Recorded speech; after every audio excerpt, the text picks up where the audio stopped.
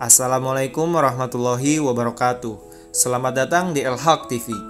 Halo sahabatku yang selalu berbahagia. Bertemu lagi dengan saya Gilang dan terima kasih sudah setia menjadi sahabat kami di El-Haq TV. Sebelum kita mulai videonya, biar timnya lebih semangat untuk bikin konten, jangan lupa komen-komen, subscribe dan aktifkan tombol loncengnya. Hidup tidak hanya menjanjikan kesenangan semata.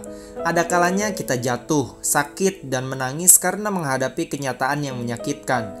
Ada kiranya kita bisa begitu mudah menasehati orang lain untuk ikhlas, tapi nyatanya begitu sulit untuk melakukannya dalam kehidupan sehari-hari. Menghadapi kenyataan yang menyakitkan adalah hal yang pasti, sebab roda hidup tidak selalu di atas yang menjanjikan kesenangan semata. Sampai saat ini, banyak orang yang masih sulit mengikhlaskan sesuatu dalam hidupnya, terutama saat menerima kenyataan yang pahit. Nah, untuk itu, lakukan hal ini saat kamu merasa sulit menerima kenyataan dalam hidup. Yang pertama, belajar untuk lebih berlapang dada.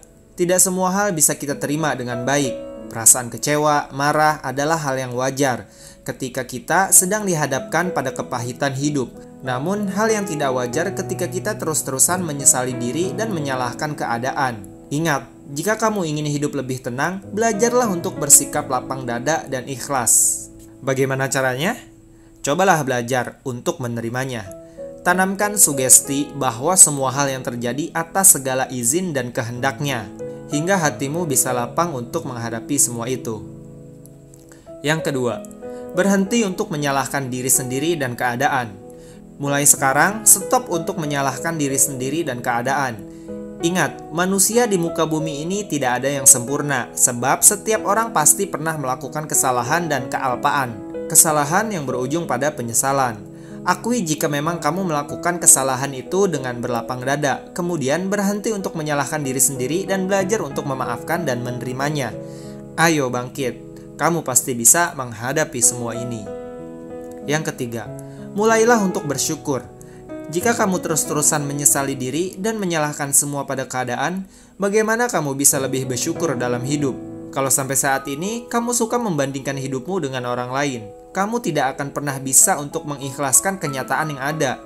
Bersyukurlah dalam segala hal. Terima kegagalan dan keberhasilan yang sudah kamu lakukan sampai saat ini. Sebab hati akan lebih mudah ikhlas jika kita bersyukur. Yang keempat, berhenti membandingkan diri dengan orang lain.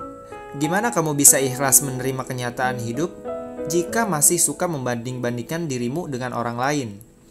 Memang benar kata pepatah, rumput tetangga terlihat lebih hijau.